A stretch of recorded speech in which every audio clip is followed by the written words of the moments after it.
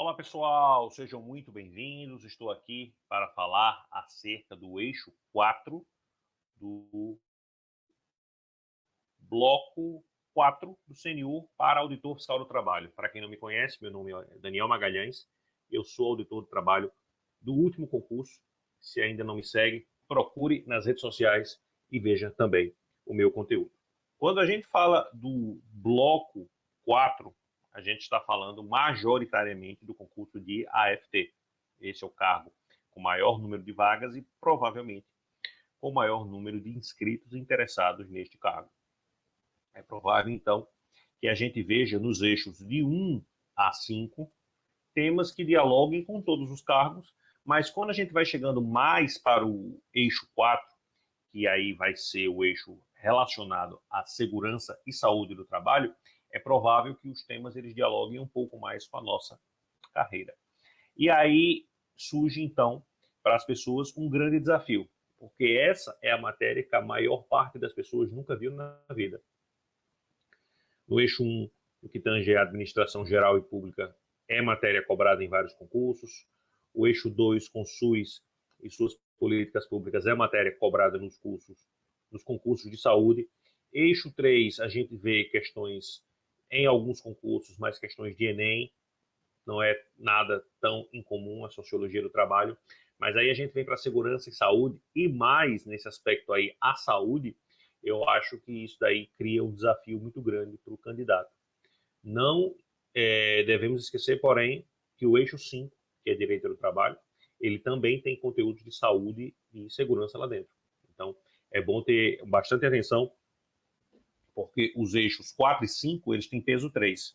E se a gente pode ter uma preponderância de questões voltadas para segurança e saúde nos eixos 4 e 5, a gente deve ter aí, desse universo de 20 questões, 10 no eixo 4, 10 no eixo 5, a gente deve ter uma preponderância de questões de segurança e saúde nesses eixos, mas eu vou me referir hoje especialmente ao eixo 4.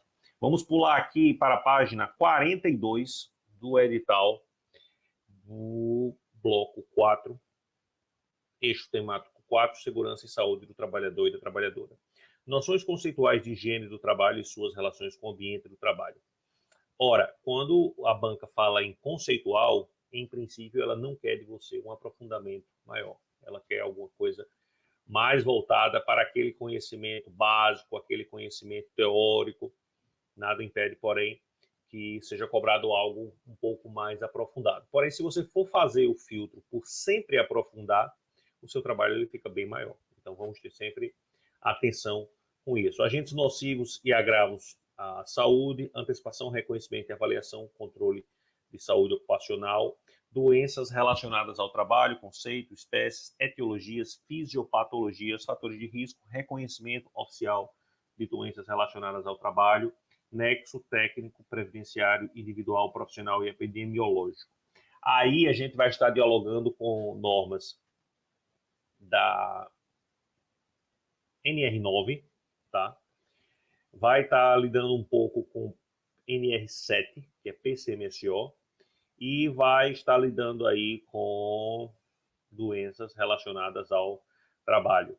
É importante que quando a gente faça recortes no eixo 4, a gente faça recortes precisos para que o nosso desafio ele não se torne bem maior do que ele é. Então, as doenças relacionadas ao trabalho, na minha leitura, seriam aquelas doenças mais comuns.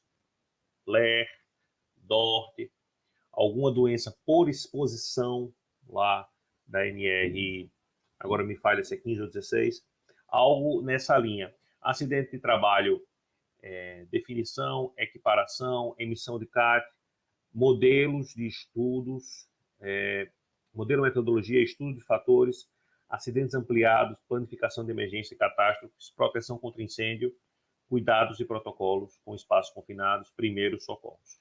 Espaço confinado, NR33, proteção contra incêndio, NR23.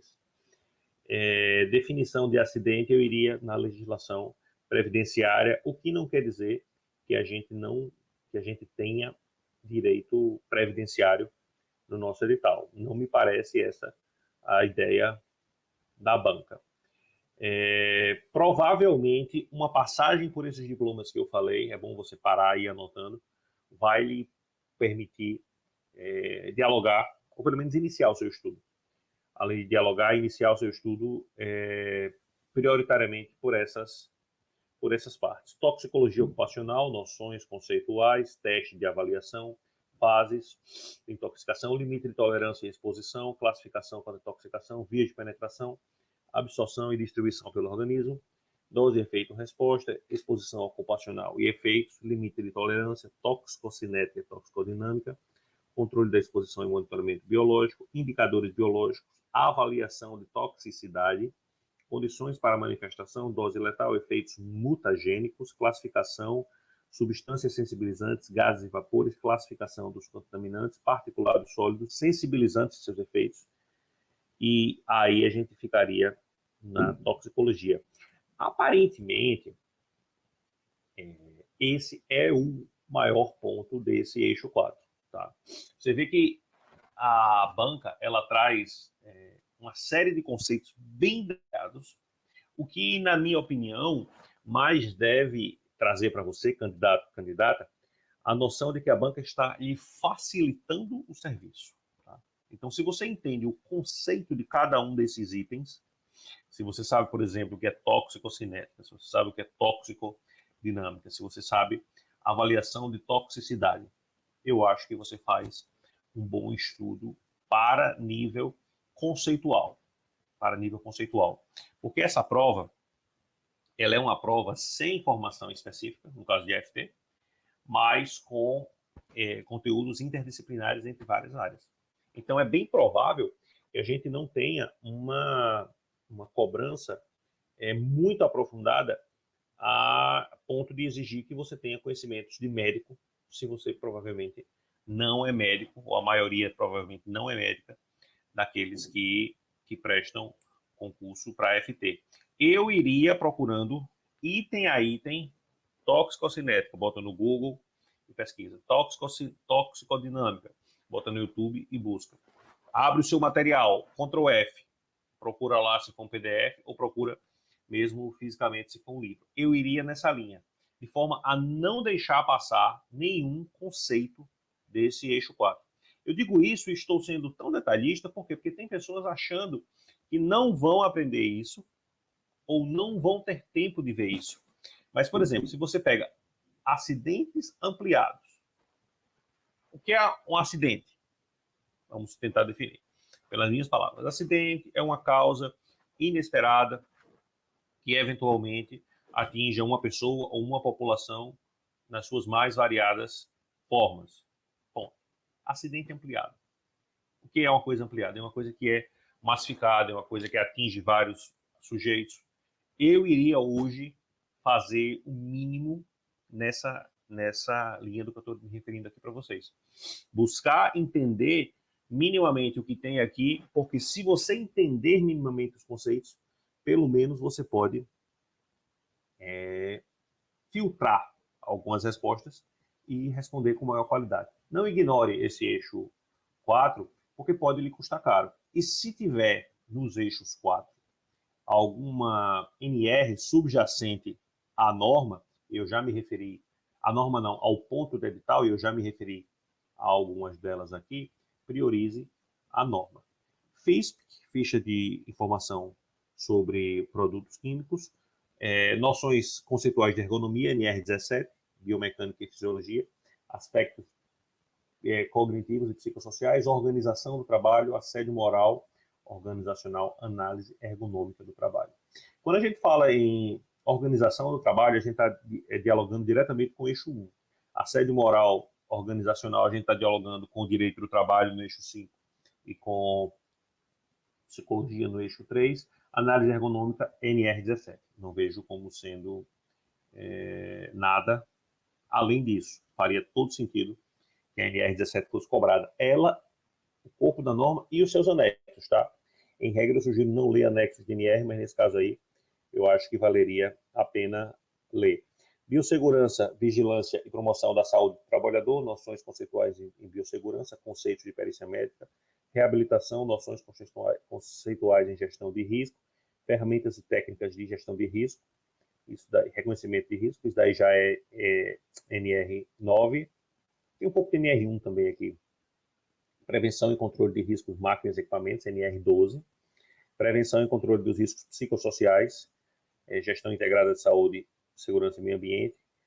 Programas, laudos, ensaios e perícias em segurança e saúde no trabalho. Registros administrativos em segurança e saúde no trabalho. Lá no meu Instagram me perguntaram o que é que quer dizer isso. Bom, esses registros administrativos é todo e qualquer documento que seja produzível a nível interno da empresa para ser disponibilizado para quem dele precise.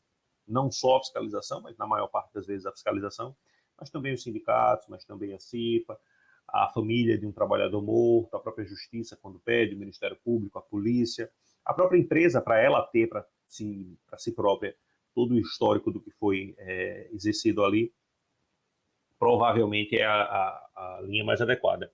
Quando a gente fala aqui em biossegurança, é o comecinho desse ponto 6, eu não acho que estão se referindo a NR32, tá? Eu não vejo como sendo uma necessidade ou um imperativo ler NR32, mas isso daqui vai estar ligado diretamente à resolução 588 de 2018 do Conselho Nacional de Saúde, que está lá no nosso eixo 2, saúde do trabalhador e vigilância sanitária. Você teria que conhecer essa norma e até já trago uma noção que eu venho refletindo nesses dias, a gente não vai ver na prova uma delimitação clara de que determinada questão se refere ao eixo 2 ou 4, por exemplo.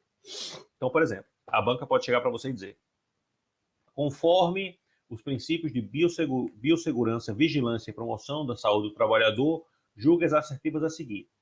Beleza, ela pode estar se referindo a um tema do eixo 4 ou do eixo 2. E aí você vai ter que fazer esse julgamento. Daniel, como é que eu vou saber qual questão vai ser, porque tem os pesos? Pois é, essa é uma outra questão. Mas eu não vejo como existindo uma distinção tão clara entre o que venha a ser, nesse exemplo que eu trouxe, a vigilância de saúde lá do eixo 2, com esse item aqui, 6 do eixo 4.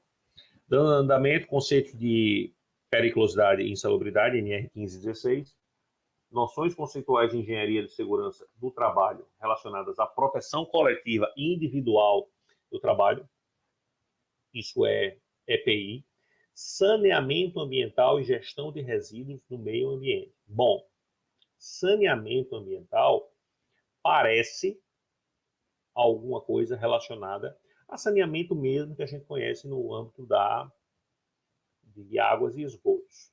Gestão de resíduos e meio ambiente. Ora, saneamento ambiental equivale ao fato de a banca trazer, por exemplo, aí, direito constitucional na parte de direito. Pode cobrar súmula do STF? Pode. Pode cobrar Constituição? Pode. Pode cobrar hermenêutica constitucional? Pode. Então eu teria muito cuidado com esses dois itens, 8.1 e 8.2, tá? Porque isso daí engloba uma faculdade de engenharia, né? Você pode falar de água, você pode falar de esgoto, você pode falar de meio ambiente, você pode falar de saúde pública, porque saneamento está completamente relacionado à saúde pública. Todo cuidado com essa análise, mas foque, na minha opinião, no aspecto conceitual. Entenda o conceito, entenda as principais questões que estão relacionadas a esses itens 8.1 e 8.2 e vida que segue. Não vá por um caminho muito aprofundado. Do contrário, eu acho que você tem risco de se perder num estudo que não vai dialogar com a sua prova. 8.3, sinalização, existe NR específica sobre isso. 8.4, organização do trabalho. 8.5, ferramentas da qualidade e certificações.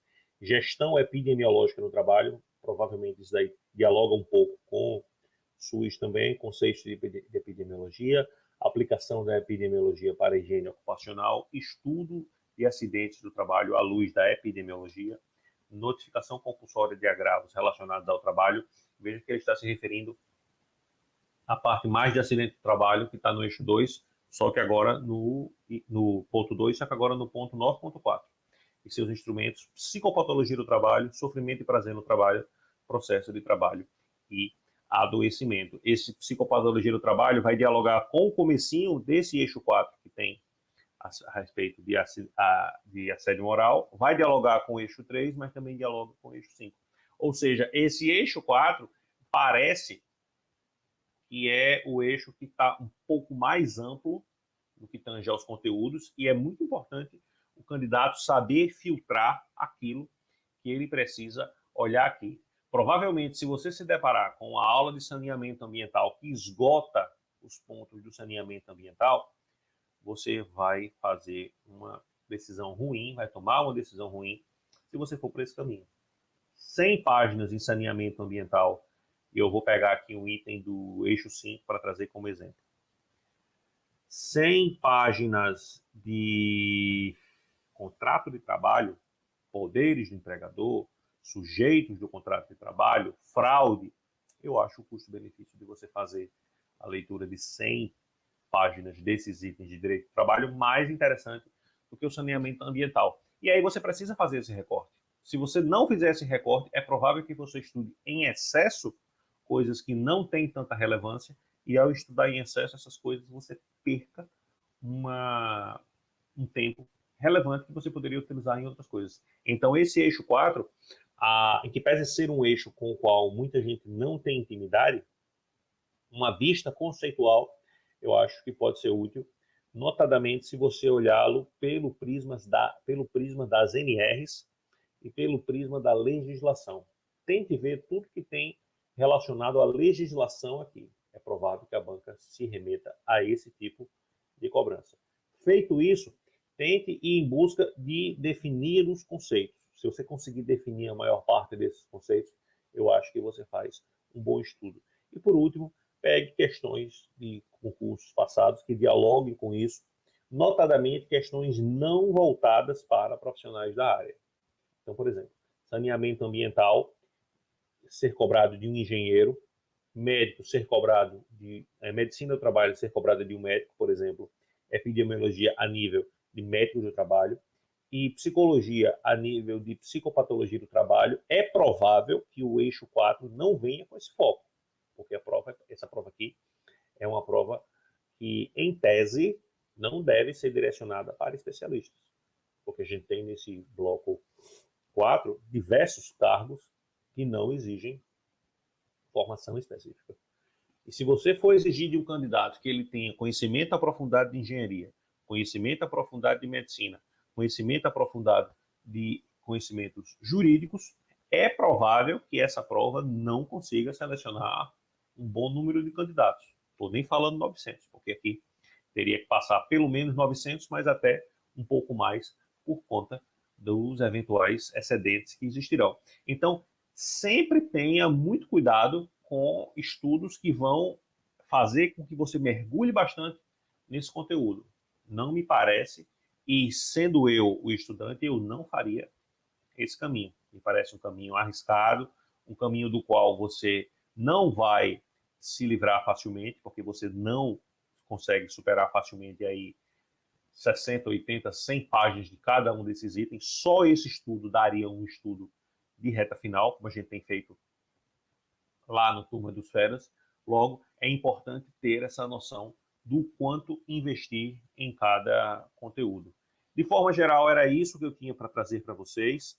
Eu faria essa abordagem ponto a ponto, e uma vez feita essa abordagem ponto a ponto, eventuais dicas e eventuais aprofundamentos que o seu professor, de maneira muito precisa, indicar, fazendo os links numa proporção de 80-20 com esse eixo 4 e os cargos que estão ali, parêntese, majoritariamente o cargo de AFT, aí sim faria sentido algum aprofundamento. Mas não veja esse eixo 4 como algo que tem que ser aprofundado do começo ao fim. Não seria a minha preparação. E só saberemos qual terá sido a estratégia mais adequada, evidentemente, quando a prova chegar. Então, hoje a gente faz uma decisão pautado na ideia de que essa decisão é a melhor para o momento. Se vai se confirmar como sendo realmente a melhor, ninguém sabe. Mas eu, como já dito, se estivesse no lugar de um de vocês, não faria um estudo tão aprofundado, faria o estudo que eu me referi aqui, um estudo pontuado na conceituação, na leitura das NRs ou leis e na resolução de questões com perfil generalista, não especialista. Era este meu recado, meu nome é Daniel Magalhães, eu sou auditor fiscal do trabalho. Fique conosco na Turma dos Feras e no Direção Concurso. Um grande abraço e até mais.